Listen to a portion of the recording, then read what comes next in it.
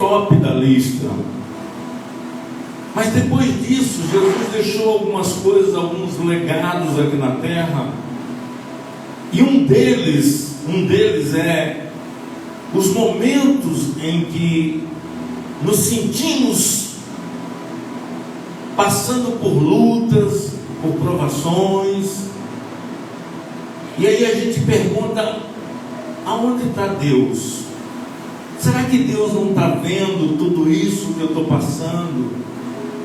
Por que Deus permite que eu passe por isso? Irmãos, eu vou dizer uma coisa para você, talvez seja um pouco dura, áspera, mas é uma realidade. Eu não pedi para nascer, vocês também não pediram para nascer, mas Davi disse assim: olha, antes que eu fosse formado no ventre da minha mãe, o Senhor me escolheu. E uma vez que a gente veio a existir, que é o nosso caso aqui, somos uma existência dessa geração, nós não temos mais outra opção a não ser viver com Deus. É óbvio que tem dois caminhos, a porta larga e a porta estreita, mas a gente já sabe o outro caminho aonde vai dar. Então não vale a pena a gente pagar para ver. A história, eu vi um vídeo de dois jovens, e aí um perguntou para o outro assim: você quer uma Bíblia ou quer um iPhone 15? Aí ele disse: iPhone 15. Aí ele perguntou depois, o mesmo garoto perguntou para o outro e falou assim: você quer ir para o culto hoje à noite ou quer para ir para uma festa do bom e do melhor, com escargot, caviar e tudo mais? Ele: caviar, festa.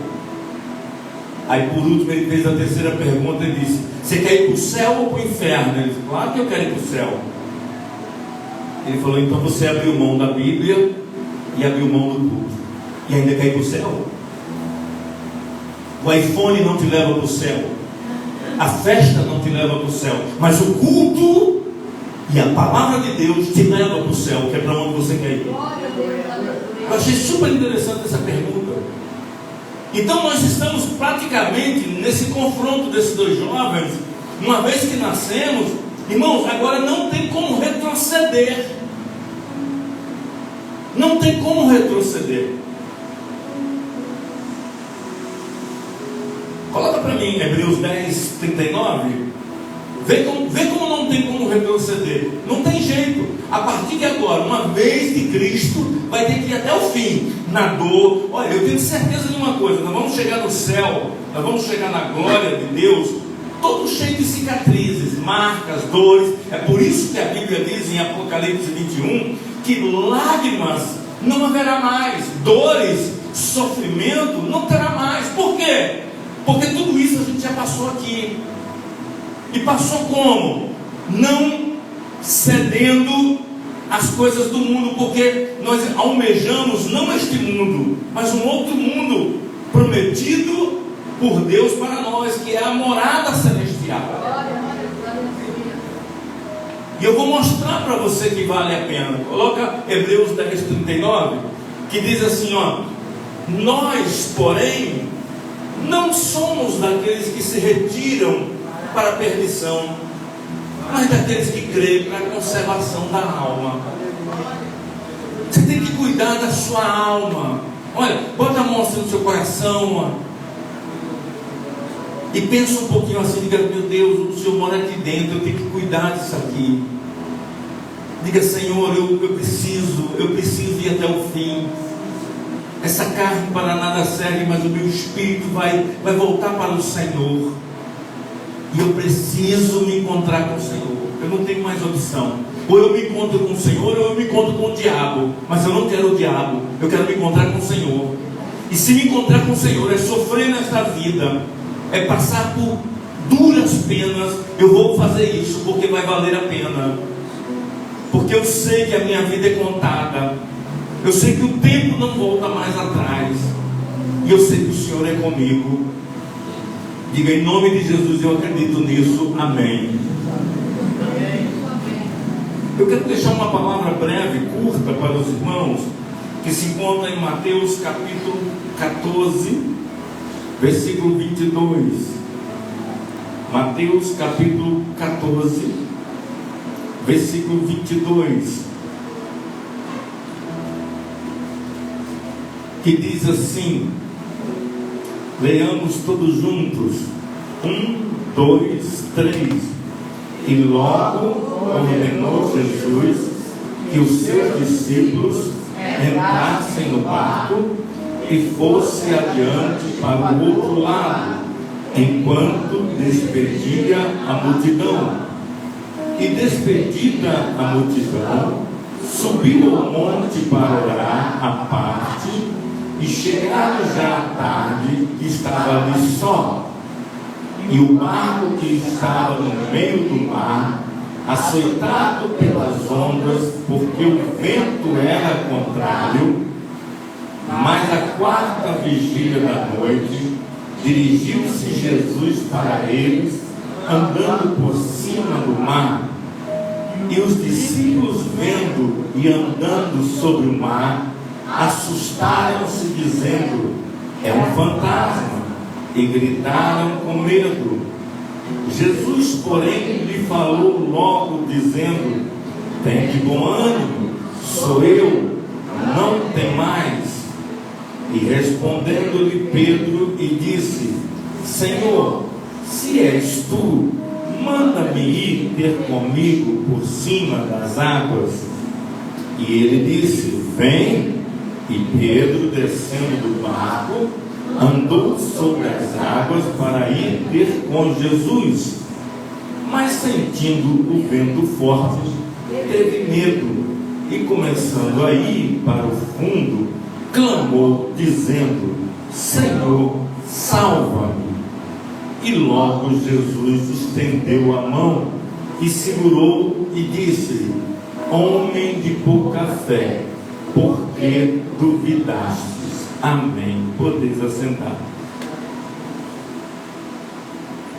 Eu queria destacar aqui na Bíblia 3 tipos de barcos que a gente acaba entrando na jornada da vida.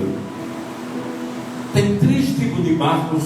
Tem mais, tem o barco de Paulo na ilha de Malta, que eu acabei não incluindo, mas eu vou destacar os 3 que eu considero que eles são edificantes para a nossa vida. O primeiro barco da vida, que a gente tem o risco, o perigo de adentrar nele, e é muito perigoso esse primeiro barco, é o barco da fuga. A Bíblia diz que Deus chamou o profeta Jonas para levar uma palavra a Nínive. E Jonas disse: não, eu não estou aqui, eu não quero isso. Irmãos, quando a pessoa não tem chamado, mas ela tem boa vontade de servir a Deus, Deus capacita ela, e Deus aperfeiçoa ela. Mas quando a pessoa tem chamado e ela nega o seu chamado para Deus, ela sofre duras consequências com Deus, porque Deus não abre mão dela, porque Deus vê ela como um instrumento muito precioso para ser usado no reino dele. É por isso que em Lucas 10 o Senhor disse assim: engraçado, a seara é muito grande, mas o tipo de pessoas para se envolver, para trabalhar, é poucos.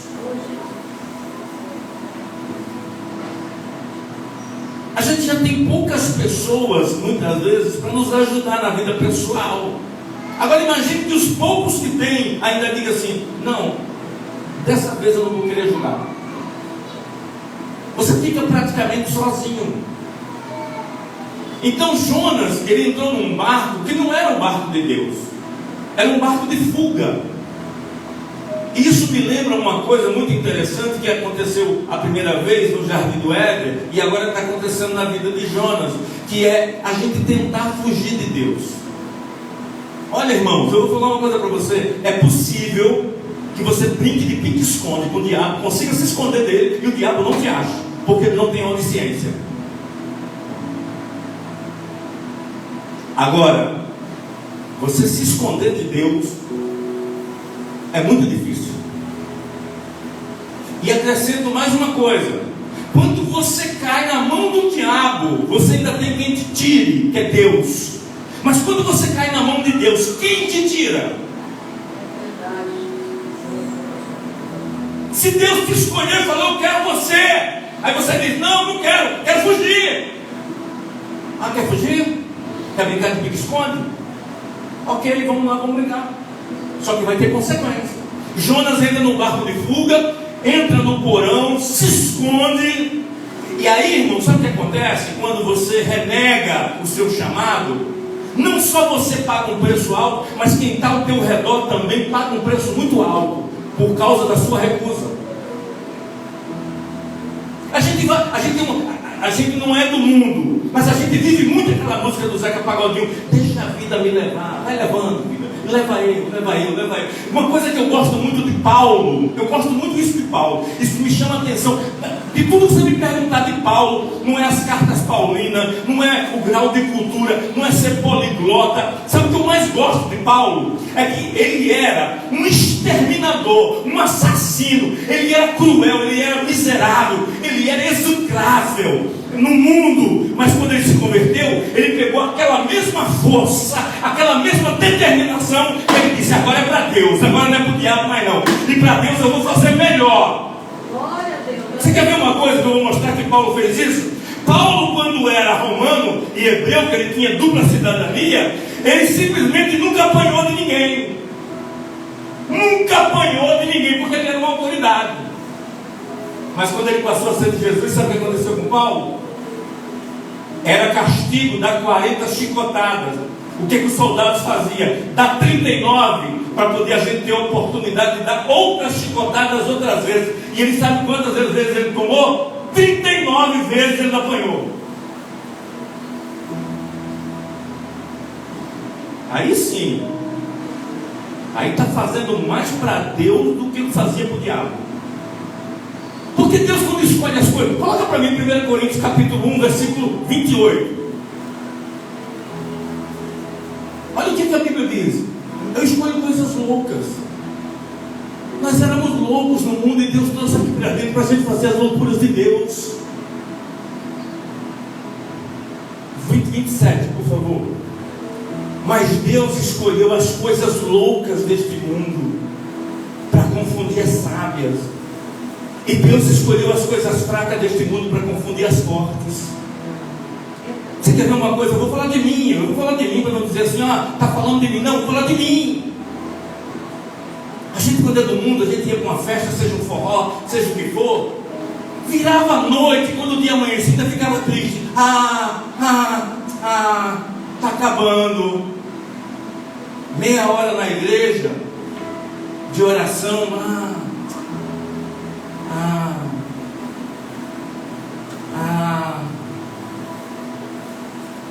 Aí Deus falou, mas você não era assim. Você só era assim comigo, mas com o diabo você era bem melhor. E Jonas, ele tinha essa mania de fugir de Deus, achando que podia. Mas olha, irmãos, tem pessoas que Deus abre mão delas e diz assim, tudo bem, você não quer, eu coloco o outro no seu lugar. Mas duro é quando Deus fala assim, não, eu quero você. Vai ter que ser você vai ter que ceder. E não tem negociação. Ou você se entrega, ou eu vou pesar a mão sobre você. E aí Jonas vai para o fundo de um poço, de um porão, de um barco, se esconde e fica lá, pianinho. E de repente aquele barco começa a ter, um movimento brusco, um movimento absurdo de querer naufragar. E as pessoas que estavam no barco começaram a dizer mais ou menos assim, o tempo estava legal. Não era tempo para esse vendaval, esse balanço, afunda, mas não afunda. Mas enfim, vamos fazer alguma coisa. E começaram a tirar as coisas, um pouco da carga do barco, e começaram a tirar. No final de tudo, eles disseram assim, gente, espera aí. Tem um passageiro aqui embaixo A gente nem conhece esse cara direito. E depois que esse cara entrou aqui, essa viagem ficou toda conturbada. Vamos lá buscar ele. Foram lá no porão, falaram: quem é você? Eu me chamo Jonas. O que você está fazendo aqui? Na verdade eu estou fugindo. De quem? De Deus. Esse é o problema. Esse é o problema do nosso barco. Irmão, a Bíblia diz que só foram pegar ele assim, ó. Só foi pegar ele, fazer assim, ó. Jogaram na água, o barco dos meninos ficaram quietinho. Parou, tempestade, parou tudo. Parou. Você conseguiu aqueles vídeos? Pega primeiro aquele do cara de verde. Às vezes a gente acalma o nosso barco quando a gente tira a expectativa de algumas pessoas e tira também rancor, raiva, remorso, decepção. Porque a gente é ser humano, a gente é sensível e a gente absorve. E só tem um jeito de você andar livre, é criando todo, 100% da sua expectativa em Deus. Porque as pessoas que vão estar do seu lado é 1, 2, 3, 4, 5 no máximo. Mas a maioria das pessoas vão mascar com você.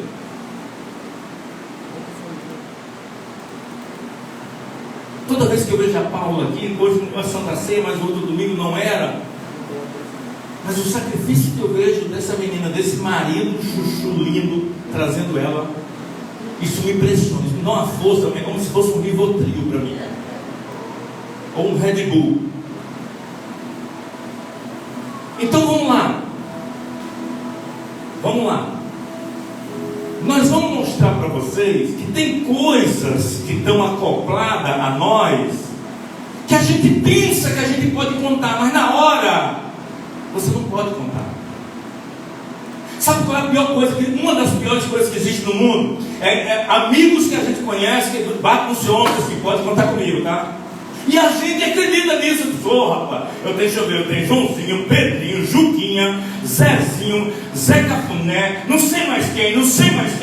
Sabe quem é seu amigo? Deixa eu falar quem é seu amigo. É Deus e a sua família. E depois meia dúzia que Deus vai dar para você. Só isso. Porque foi assim no ministério de Jesus.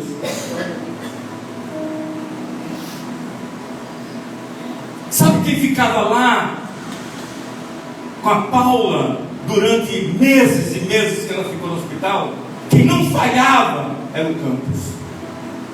Esse era fiel, saía do trabalho sem almoçar, mas estava lá. E é por isso que ele ganhou o nome de Chuchu, um nome carinhoso, e a admiração dela. Tudo que ela faz, para onde ela vai, ela sempre está olhando para a escala dele, porque a vida dela faz sentido com ele, porque ele é um amigo, parceiro, que ela sempre precisou para a vida dela. Você quer conhecer alguém? Te ame assim, ó. Sem querer, Paula, me traz uma cadeira ali. Tem uma pegadinha. Vou usar Mateus, os dois Mateus. Está lá na internet, eu vou mandar esse vídeo para vocês depois. Aí tem uma moça que ela queria arranjar um namorado. E aí o que ela fez? Ela sentou numa cadeira de roda num restaurante e marcou o cafezinho com o cara. E aí chegou o primeiro pretendente. Tem outra cadeira aí? Chegou o primeiro pretendente. Bota aqui. Ó, isso aí é valores humanos, ó. Chegou o primeiro pretendente, assim de frente, ó. Aí o cara trouxe, pega aquele jardim ali de flores. Isso aí. Aí o cara já trouxe um buquê para a menina, porque o rosto da menina era linda, mas ela estava numa cadeira de roda. Aí lá vem o cara no restaurante, vem, encontra com ela, senta. E quando ele olha para a cadeira de roda dela, ele entrega o buquê para ela, sai e vai embora. E ela ficou arrasada. Aí veio o segundo, veio o terceiro, a mesma coisa. Mas vamos falar do que é importante. Aí veio o último, Mateus. Trouxe também um buquê de flores para ela. Aí deu para ela, olhou para a cadeira de roda dela, mas continuou ali conversando com ela. E eles começaram a conversar, e ela falou assim para ele: o que você acha da gente tomar um refrigerante, um cappuccino em outro lugar, porque aqui está muita gente? Pode ser? Bora? Aí ele aceitou, vamos. Ela se levantou da cadeira de roda, ela não era paralítica coisa nenhuma, e saiu com ele e foi mandado. Ele parou e falou assim: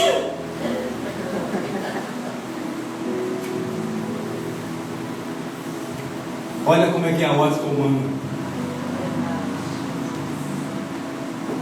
A gente tem que amar a pessoa pelo seu coração, pelo seu espírito, não pelo seu estado.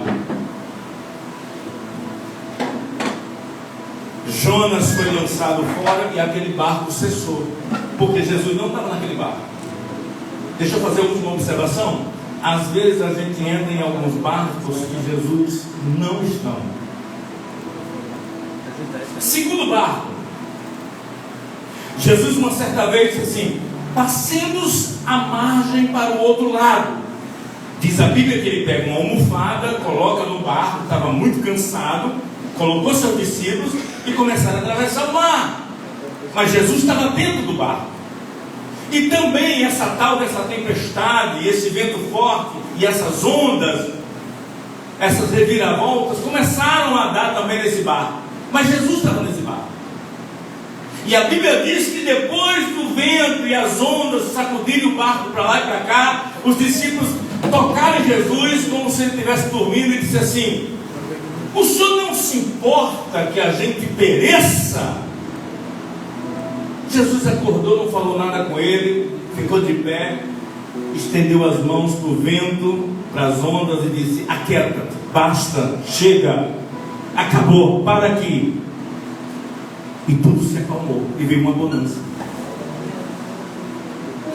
Eu confesso que esse segundo exercício de Jesus é bem melhor do que o primeiro, quando você está fugindo, porque Jesus está dentro do barco e você está com Jesus, e Jesus está dizendo que a rota é aquela mesma. E é legal, porque se acontecer alguma coisa, você só basta tocar no mestre, o mestre levanta e te socorre.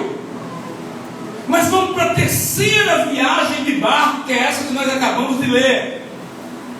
Jesus estava orando com a multidão, chamou os discípulos e falou assim: ei, vão andando de barco, que eu vou depois. Irmão, o negócio estava assim, era tão espiritual aquilo ali, era um teste tão espiritual de Jesus, que não tinha barco para Jesus ir depois.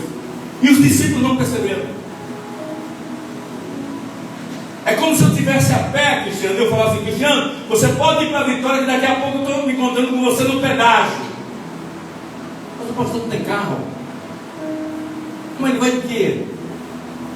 Jesus disse: vai andando que eu já vou ir, daqui a pouco eu vou. Aí os discípulos vão por obediência, mas ali é um teste de Jesus com os discípulos, porque ele já tinha um teste de alguém que fugiu dele e não se deu bem.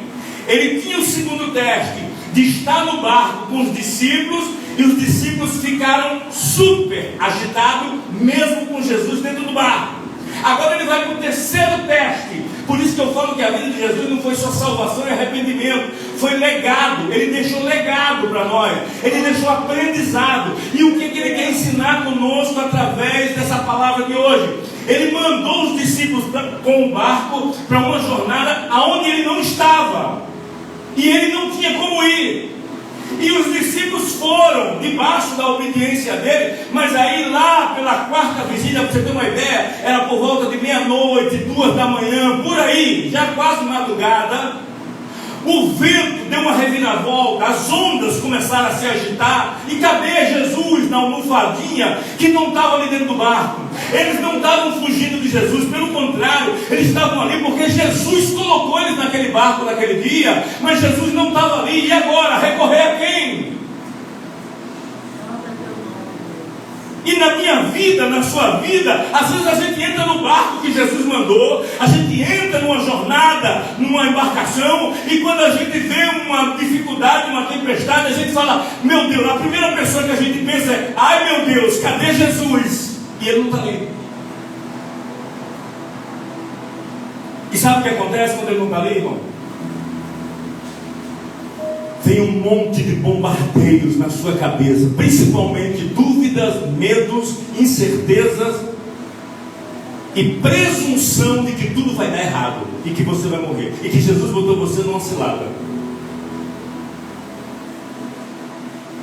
Irmãos, eu vou falar uma coisa para você. Eu costumo dizer, a gente fazia trabalho no presídio e os presos lá na cadeia, eles falavam uma coisa para mim que eu acho muito engraçado, mas eu vou trazer para os dias de hoje. O preso dizia que um dia na cadeia é como se fosse 10, 15 dias aqui fora, de tão demorado que é. Representa quase 10, 15 dias aqui fora. Um dia na cadeia. Agora, um dia sofrendo, um mês de sofrimento, vale por quê? Vale por um ano. Aquele mês não passa, aquele momento não passa. Você está ali, meu Deus, eu estou debaixo da sua obediência. O Senhor mandou vir aqui no barco, e agora? E está tudo certo, e vai morrer, e está entrando água no barco, meu Deus, e agora? O que a gente faz? Irmãos, esses testes que Deus faz com a gente, não é maldade, não é um Deus masoquista, não é um Deus que quer simplesmente judiar da gente. Pelo contrário, Ele está querendo exercitar a nossa fé. Irmão, se Deus colocou você num barco, aconteça o que acontecer no meio do caminho, eu só sei de uma coisa: Deus vai te socorrer. Quem te botou ali vai te socorrer. Deus é Pai, você é filho, nós somos filhos, igual o Pai que não se compadece dos seus filhos.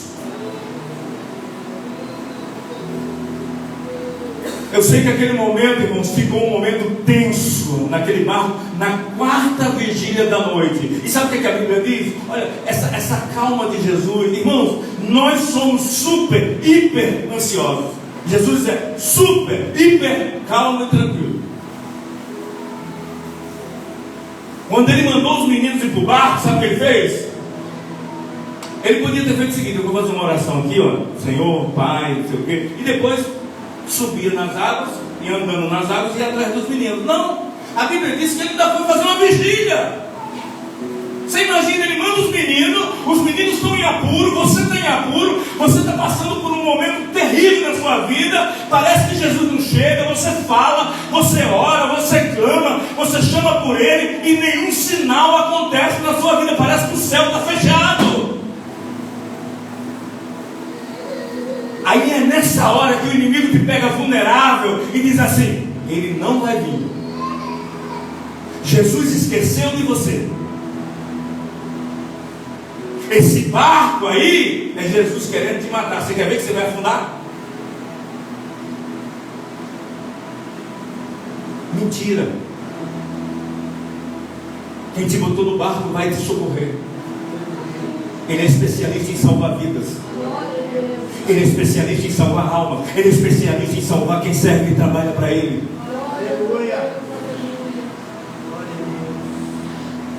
Eu acho engraçado que estavam todos os discípulos no barco, mas só um se destaca. Irmãos, quando você se destaca, é por isso que os chamados crentes James Bond, aqueles agentes 007, que quase ninguém conhece, ele quase não incomoda o diabo. Se quer ver incomodar o diabo, é você pegar isso aqui: pastor, vamos arrumar isso aqui. Eu imagino quantas retaliações você tiver, parabéns, a igreja está linda.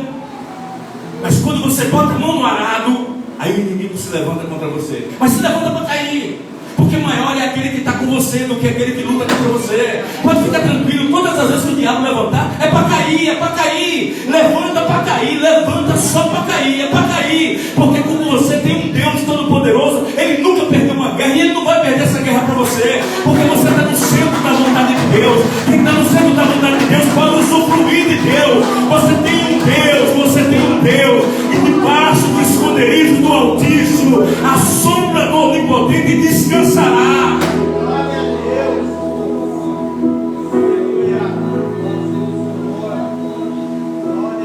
vou terminar, irmão, porque parece que a cena, eu posso conjecturar, pode ser que não seja assim, mas parece que a cena era essa. Os discípulos, vem cá vocês dois rapidinho, estou sempre usando dinâmica porque isso é bom que guarda. Senta aqui vocês dois. Os discípulos sentadinhos no barco, parecia que era assim, vai entender que é isso. Os discípulos sentadinhos, nós estamos no mesmo barco, eles estão sentadinhos, quietinhos, tipo, o quê? Nada. Eles não têm uma solução, eles não têm uma ideia, eles não têm uma sugestão, eles não têm uma oração, eles não estavam, está tudo sentadinho, mas parece que tinha alguém que estava em pé. Pedrão. Não, ele tem que vir, ele botou a gente aqui, ele vai tirar. Ele botou a gente aqui. O menino lá, todo mundo quase dormindo, o outro lá cochilando, o outro está pensando em comida, mas Pedro lá em pé, só olhando. E foi ele que veio. Ei! Parecia que o negócio podia piorar, mas por incrível que pareça, piorou. Eu pensei que o negócio não podia piorar, não, mas piorou. Sabe o que está acontecendo? Um fantasma. Olha que mentira que o diabo botou na cabeça dos discípulos. É assim quando nós estamos passando por provações, aí ele suplanta a palavra dizendo assim, não vai dar certo. Ei, você está calculando assim, mas não é dele. A matemática de Deus não é como a nossa. Fica tranquilo, Deus só precisa de um cenário certo para fazer milagre. Se você tem cenário para ser feito milagre, é esse cenário que Deus quer usar. Deus vai usar o que você está passando agora nesse momento. Deus vai usar para abençoar a sua vida. Não se preocupa não, você não vai perecer, esse barco não vai afundar. Aí Pedro está lá e falou assim, é engraçado que não partiu de Pedro. Pedro não perguntou assim, quem é? É Jesus? É um fantasma? Não. Ele só falou assim, rapaz, está parecendo um fantasma. Aí Jesus responde e fala assim, porque temes? Sou eu, tem de bom ânimo. Aí Jesus conheceu o mestre. Pedro se acalmou na hora. Quando Pedro se acalmou, Jesus disse assim, desce do barco e pisa nas águas e vem até meu encontro. Obrigado você, Deus abençoe. Quando Pedro desceu, irmãos, eu já vi muita gente pegar Pedro e esculachar com Pedro, porque ele desceu e caminhou 2, 3, 4, 5 passinhos na água e depois se afundou. Nós somos assim na vida real. Deus coloca a gente para andar nas águas hoje. Quando chega no mês que vem, Deus manda a gente sair do barco de novo e dizer assim, quer descer mais um pouquinho, pisar nas águas outra vez? Não, fiquei com trauma do mês passado, quase me afoguei. Não, prefiro ficar no barco mesmo. Mas aí, o desafio é esse. Olha, irmãos, Moisés andou com as águas abertas. Pedro foi o único que andou por cima das águas. Não diga para o irmão que está do seu lado, não importa quantos passos, mas ande nas águas. Você vai andar nas águas. Você vai contrariar a gravidade, você vai contrariar a física, você vai contrariar todos os diagnósticos que estão aí contra você, mas Deus vai reverter seu quadro. Essa tempestade, essa tsunami, essas ondas vai se acalmar, fica tranquilo, isso vai se acalmar. Glória a Deus. Sabe por quê? Eu termino aqui, porque naquele sangue tem poder. Este sangue tem poder para manusear a sua vida e fazer o que Ele quiser. A Bíblia diz que Ele não pediu, Ele tomou a chave do inferno do diabo. Ou seja, agora é Ele quem decide a quem Ele vai socorrer, a hora que quiser, quando quiser, como quiser, do jeito que Ele quiser, aonde Ele quiser. Sabe o que Deus está dizendo para você? Não tem nada perdido. Não tem nada perdido. Eu vou reverter esse quadro. E a Bíblia diz uma coisa que eu termino aqui, que pega na mão de Pedro quando Pedro está se afundando por causa da fé dele que estava desfalecendo, e a experiência de andar nas águas era tão sobrenatural que ele começou a tirar os olhos da fé e começar a ver a experiência física, que Jesus, quando percebeu, pegou imediatamente imediatamente na mão de Pedro, e eu profetizo que Deus está pegando imediatamente nas suas mãos agora. Levante as suas mãos e diga: Senhor, pega na minha mão, na minha casa, na minha parentela, nos meus irmãos, nas pessoas que você bota no seu joelho para orar. Senhor, socorre, assim como o Senhor pegou na mão de Pedro, traz para o barco outra vez, não deixa afundar, não desiste dessa pessoa, não desiste do ministério, não desiste da minha vida, não me desiste do meu chamado. Pega na minha mão, me coloca no barco de novo, me faz andar sobre as águas, em nome do Senhor Jesus, em nome do Senhor Jesus, eu suplico.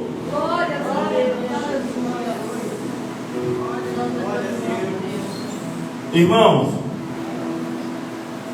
eu vou terminar e vou deixar uma reflexão para você.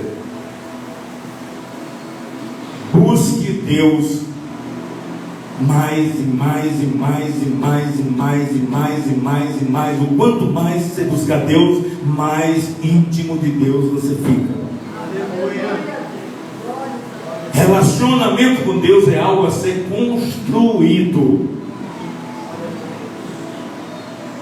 Vamos servir, Jamil e Regina. Esse é o momento, irmãos. Essa morte aqui não foi uma morte em vão, não. Foi para salvar você e eu.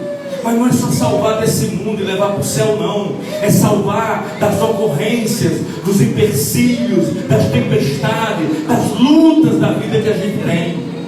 Senhor, eu creio, eu profetizo, eu abençoo esse suco, eu abençoo esse pão, e eu declaro que no nome de Jesus, o Senhor está abençoando. A tua palavra diz que quem come desse pão vivo que desceu do céu nunca mais terá fome. A tua palavra diz que quem bebe do teu sangue, do teu cálice, vai sentar ao lado do Senhor, junto com teu Pai. E é por isso que nós estamos aqui celebrando. A tua palavra diz em 1 Coríntios capítulo 11, versículo 23: bebei e comei desse sangue, desse cálice, desse corpo que é derramado por vós. Faça isso em memória de mim. Nós estamos nessa noite celebrando a Santa Ceia porque acreditamos que no corpo é no sangue de Jesus que nenhuma potestade pode nos parar, pode nos deter. Senhor, eu creio no batismo com o Espírito Santo, na salvação de Jesus Cristo como nosso advogado, na intercessão do Espírito Santo com gritos inexprimíveis, e no Deus de Abraão, o Deus da misericórdia, o Deus que tudo pode, que tudo faz, que tudo salva. Daqui a pouco estamos aqui, daqui a pouco já não estamos mais, mas uma coisa é certa: estamos no barco de Jesus e Jesus está conosco. Não importa o que aconteça, Ele vai sempre pegar na nossa mão e colocar de volta no barco, porque a jornada é longa, o caminho é comprido, mas a chegada valerá a pena. Abençoe as nossas vidas, abençoe esses elementos, em nome do Pai, do Filho e do Espírito Santo. Amém e amém. Glórias a Deus, louvado seja o nome do Senhor. Aleluia.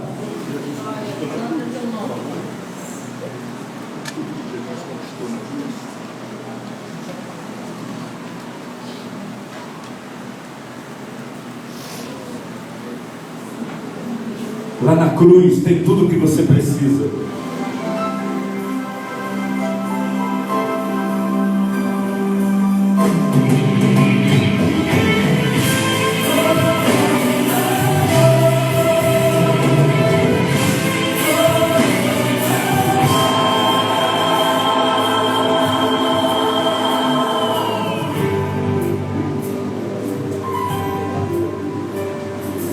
Tudo que Jesus conquistou na cruz é direito nosso, é nossa herança.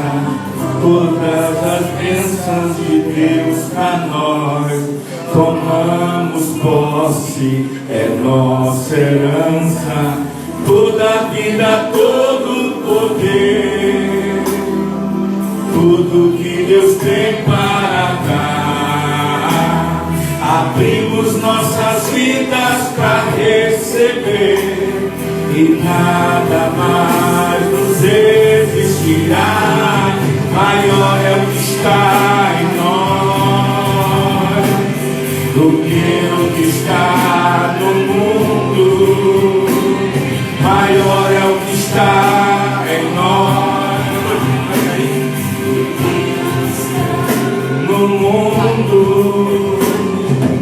Tudo que Jesus conquistou na cruz é direito nosso, é nossa herança. Todas as bênçãos de Deus para nós, tomamos posse, é nossa herança. Toda a vida, todo o poder, tudo que Deus tem para dar, abrimos nossas vidas para receber, e nada mais nos resistirá. Maior é o que está em nós do que o que está no mundo. Maior é o que está em nós do que o que está no mundo. Maior é o que está em nós do que o que está no mundo. Maior é o que está em nós do que o que está no mundo. Você, toda a vida, todo poder, tudo que Deus tem para dar. Abrimos nossas vidas para receber. Nada mais nos resistirá. Maior é o que está em nós do que o que está no mundo. Maior é o que está em nós do que o que está no mundo. Maior é o que está em nós do que o que está no mundo. Maior é o que está em nós do que o que está no mundo. Maior é o que está em nós, tá fraco, do que o que está no mundo. Maior é o que está em nós do que o que está no mundo. Vem comigo, vai! Maior é o que está em nós do que o que está no mundo. Maior é o que está em nós do que o que está no mundo.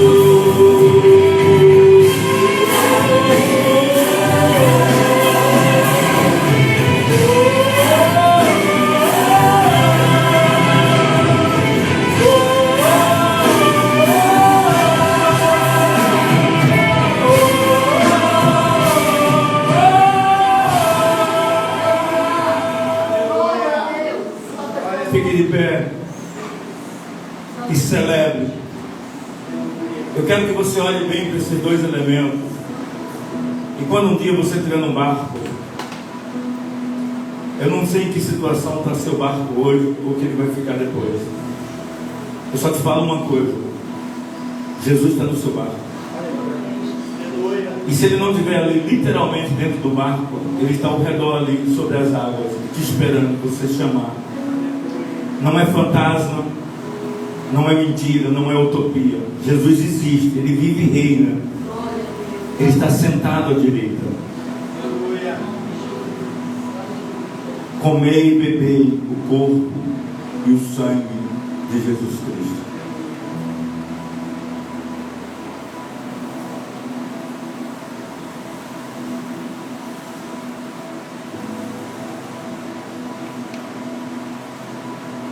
Aleluia. Obrigado, Senhor. Porque a vida faz sentido com o Senhor. Obrigado por ter nos escolhido para nascer. Eu sei que no final vai ser a morada celeste. Vai ser estar do teu lado. Já não estarão mais aqui esse mundo, passará o céu, a terra. Mas a vida eterna com o Senhor será para sempre. e cada dor, cada lágrima, cada sofrimento aqui na terra vai ter valido a pena. Obrigado pela vida da Paula, obrigado pela vida do Campos, obrigado pela vida da Raila, do Pedro, obrigado por tudo que o Senhor tem feito. Obrigado porque Paula é uma inspiração. Quando você levar fé para Paula, é o contrário, é ela que dá fé para você.